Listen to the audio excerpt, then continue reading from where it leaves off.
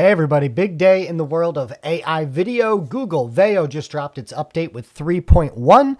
Everybody universally liked VEO 3.0, whether it's fast or quality. So today I'm going to test VEO 3.1. Guys, I'm Brian, half of the Creative AI Show, where we're two creative guys talking AI, putting up videos on YouTube every single day, trying to get the latest updates and test them and see how they're doing, things like this. So please check this out. And one of the biggest things that with this update of VEO 3.1 quality, or fast as well, is that it has the full frames to video functionality. And that one, and actually it has ingredients as well. We'll do that in another video where you can add in different things.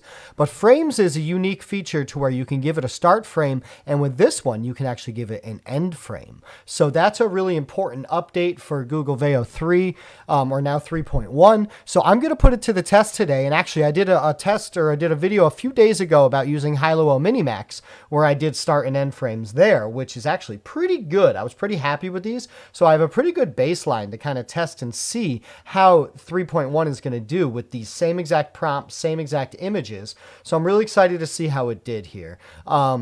So let's check it out. Let's dive on in. So first one here, I'm going to show you quickly how to do this. So, if you've got down here, you click your frames to video, make sure you're on 3.1 quality, fast as well, if you want to spend a little less credits and maybe have a little less output. I do want to note also that VEO 3 is completely gone. It's only 3.1 now. So the little subtle updates looks like are here to stay.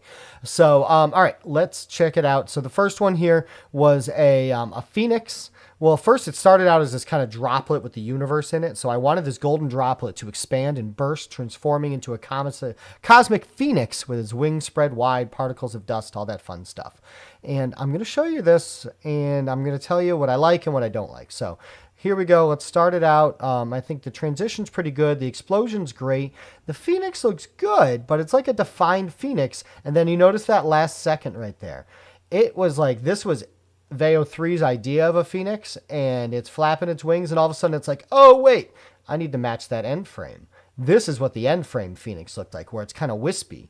And so to be honest, I'm not that happy with that. I don't think that that's as accurate to the end frame as maybe we would like. So I would like it to be a little wispier. And, in that same comparison, look at what Hailuo did with that same exact thing.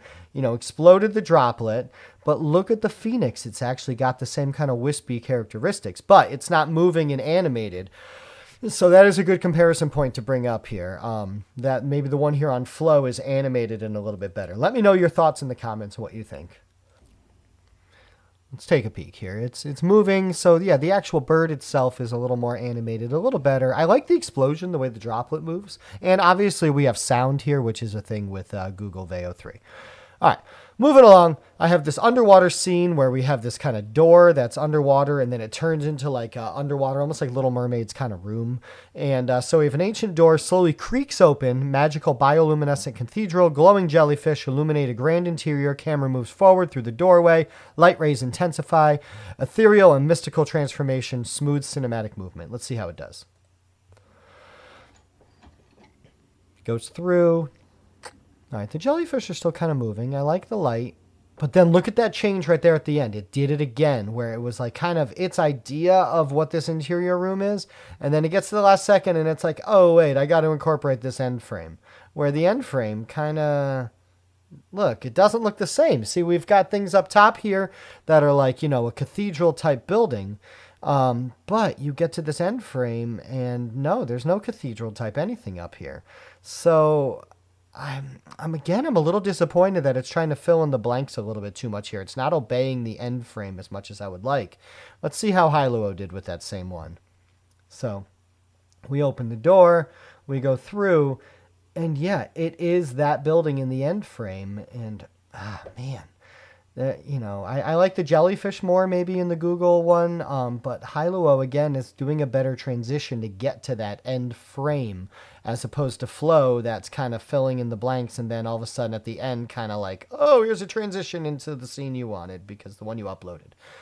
I think we're 0 for 2 right now, VEO 3.1. But again, I wanted to test this because start and end frames are difficult. So this last scene here starts with a single person in like the salt flat holding a red balloon. And then the salt flat transforms to an ocean of liquid mercury reflecting blood orange sky, dozens of identical figures in crimson robes walking in different directions across the reflective surface, hundreds of red balloons floating up like a storm, surreal, dreamlike, cinematic, photorealistic. So let's see what it does with that prompt here. It's like, it just transitioned from one photo to the other. It didn't move. It was like a single transition. It's not as red. There's the red I'm looking for. It got the balloons floating. That's all right. But look, you've got like multiple strings coming from each balloon. That's a little weird. And let's see if it does the thing at the end. Okay, so this one didn't do it at the end where like on the last second it tried to transform it to the final frame. So it did a little better in that regard. I'd say this is the best out of the three. But still, it was kind of a cheap transition to go from here and just make her disappear. Like I wanted her to like morph into these other people. I thought it was a little bit of a cop-out. Like maybe something VEO 3.1 fast would do, but this is quality. I spent the credits. I wanted to see where we're at in terms of this technology, and I'd say it kind of underwhelmed in all three of them. We're going to be putting up all sorts of other things in the future here that Google 3.1 is doing, other comparisons, but I wanted to put it through its paces here with its frames to video. It's been an area that kind of Kling and VEO 3 have struggled in, where other ones like Hailuo and Runway have actually done a little bit better in. So an area that it definitely needs to improve is certainly if it's going to call itself the king of this AI world. But I still think we're off to a good start. There was some stuff in here that I did like, some transitions. The sound effects were good. So we'll build from there. So please let me know your comments there. Let me know what your thoughts were. And also check out every Monday, Rosh and I do the Creative AI Show, where we're two creative guys talking AI, talking about the latest updates in the world of AI. It's a full podcast. We talk 20, 30 minutes. And also, I want to reach out to our audience. If you've listened this far and you've been a loyal watcher of ours, we've put these videos up for the last year. We'd love to see some of your creations, some of your work that maybe you've published to YouTube. Put a URL down in the comments and we'll check it out and we'll review it. We'd love to see that. So, and really appreciate you watching. And until then, we're two creative guys talking AI.